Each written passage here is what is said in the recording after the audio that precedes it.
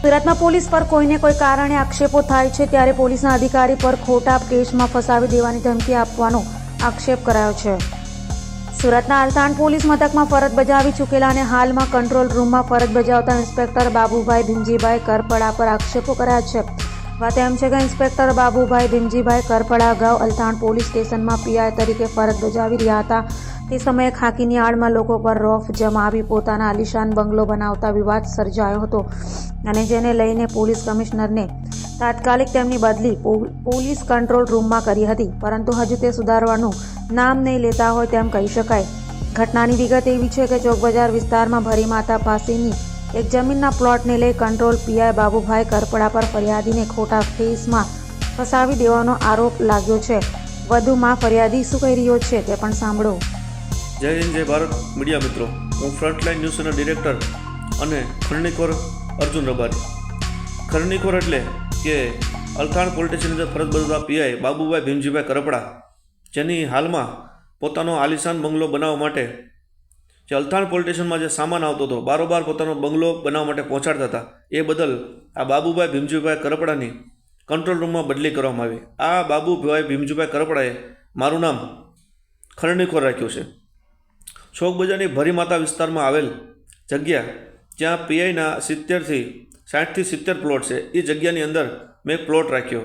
આ પ્લોટ રાખ્યો એટલે આ પીઆઈનો મારા પર ફોન આવ્યો અને ફોનમાં મને કીધું કે આ જગ્યા મારી છે, આ જગ્યાવાળો મારો માણસ છે, આ જગ્યામાં મારો ભાગ છે, તો આ જગ્યા પરથી ચાલ્યો જા. એ ફોન રેકોર્ડિંગ સહિત મેં કમિશનર સાહેબમાં અરજી કરી કે અલથાણમાં બેઠા બેઠા ચોક બજાર વિસ્તારની જગ્યાનો વહીવટ આ પીઆઈ કરે છે. એ અરજી બાબતે હું કમિશનર કચેરીમાં નિવેદન આપવા ગયો. નિવેદન આપીને બહાર આવ્યો ત્યારે પણ મને કમિશનર કચેરીની નીચે બહાર ધમકી મારવામાં આવી કે આ તારી અરજીથી કશું થવાનું નથી. આવી મારા ઉપર એક નહીં પણ 1000 અરજીઓ છે, પણ કંઈ મને ફરક પડ્યો નથી.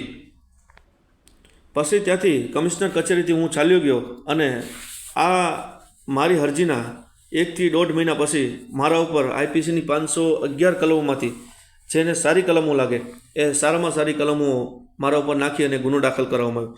એટલેથી અટક્યા વગર જે એના પોતાના લાગતા વળગતા અધિકારીઓ અને લાગતા વળગતા પોલીસ સ્ટેશનમાં જઈ જે માણસને ક્યારેય જોયો ના હોય, જે માણસને જોયો ઓળખતા ન હોય, અત્યાર સુધી મળ્યા ના હોય, એ માણસને કન્વિન્સ કરી એ પીઆઈ બાબુભાઈ ભીમજીભાઈ કરપડા અને પોતાનો વચેટિયો વહીવટદાર અને બિટકોઇન કૌભાંડી કિરીટવાળા મળી અને ઉચ્ચ અધિકારીઓ સાથે મીઠી મીઠી વાતો કરી.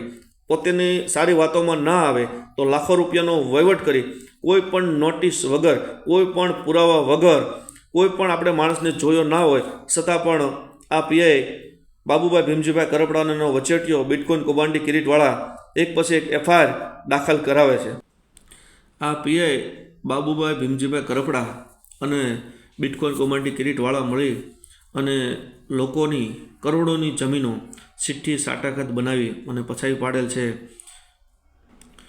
જિલ્લો સુરેન્દ્રનગર, તાલુકો મૂળી અને પોતાના હડલા ગામની અંદર પોતે કાયદાકીય બેકઅપ આપી અને એક રબારી સમાજના વ્યક્તિનું પણ હત્યા કરાવેલ.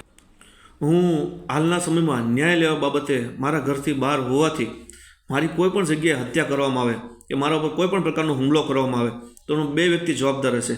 એ આ બાબુભાઈ ભીમજીભાઈ કરપડા હાલમાં ફરજ બજાવશે કંટ્રોલ રૂમ, અને એનો જે વસેટિયો વહીવટદાર બિટકોઇન કૌભાંડી કિરીટવાળા, આ 2 વ્યક્તિ મારી હત્યા કે મારી ઉપરના હુમલો અથવા તો મારા ઘરમાં કોઈ પણ વ્યક્તિ આ પીઆઈના બીકથી ડરાવાથી અવળું પગલું ભરે તોનો જવાબદાર આ 2 વ્યક્તિઓ હશે.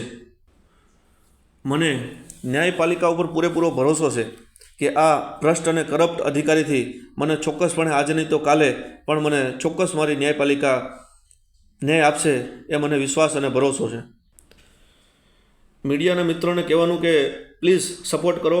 આ પીઆઈ મને ખોટા ખોટા ગુનાઓમાં જે વ્યક્તિને ઓળખતો નથી, જોયો નથી, ક્યારે મળ્યા નથી, કોઈ વાતચીત થઈ નથી, એવા ગુનાઓમાં ફસાવી અને કોઈ મોટા જ ગુનાહિત ઇતિહાસ બનાવી અને કોઈ મોટા ગુનામાં ફસાઈ દેવાની ફિરાકમાં આ પીઆઈ છે.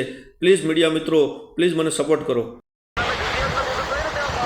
એના બાપા જે પહેલાં હતા ને સાહેબ હયાતમાં હતા ને તેના જમાઈને બાપા એને જમાઈને આપ્યું, એના જમાઈને પછી જમાઈ પાસેથી સાહેબ આપણે ઓલા ભાઈ લીધું, બરાબર. તો જે તે સમયે તો સાહેબ હતા કે નહીં બાપાના નામે, જે તે સમયે બાપાના નામે જગ્યા હતી ને. એટલે મને ખબર નથી સાહેબ, હું છે તમે મને કહો તો ખ્યાલ આવે ને એમ. બરાબર. એટલે હું પાછો આપણે ઓળખીએ છીએ એકબીજાને, તમારો પરિચય મને છે. આમ કબજા ક્યાં સાહેબ, આમાં કબજો ક્યાં કરવાની વાત આવી? હા, કેમ તમને કેમ ફોન કરે ડાયરેક્ટ? કાંઈ ચોક બજાર તો અત્યારે તમે છો નહીં, તો તમને કેમ સીધા ફોન કરે? મારો માણસ છે, એ મારો માણસ છે. હા, અને એમાં મારી એ જગ્યામાં મારો ભાગ છે, બરાબર? આ જગ્યામાં? હા, બહુ કર્યું. હા, સાહેબ બહુ કર્યું. હા હા, એવું ચોક બજાર ન હોય ને તો મને ફોન કરે, કારણ કે હું એ મારો ભાગ છે, મારું લખાણ છે એમાં, બરાબર? આ જગ્યામાં એટલે તમારી છે, તમે લઈ લીધી સાહેબ? ના ના, એવી રીતે મારે બધું તને ખુલાસા કોઈ કરવાની જરૂર નથી. હા, પણ તું લીગલી ચાલે, એમ ખોટા કબજા જગ્યાના કરી લેવા એવું નહીં. લીગલી ચાલ તમ તારે. કબજા ક્યાં કરવાના છે સાહેબ? આમાં કબજાની વાત નથી. મારા સ્થળ ઉપર મેં માલિકીની જગ્યા લીધી હોય, મારા સ્થળ ઉપર જઈ કે ન જઈ સાહેબ? કઈ વાંધો તો તું લઈ લે તમ તારે, જા. હે, લઈ લે, બસ. બે વખત આ બધી ફોન આપશે એટલે હું એને વાત કરું. ઓકે સાહેબ, વાંધો નહીં સાહેબ. જી જી.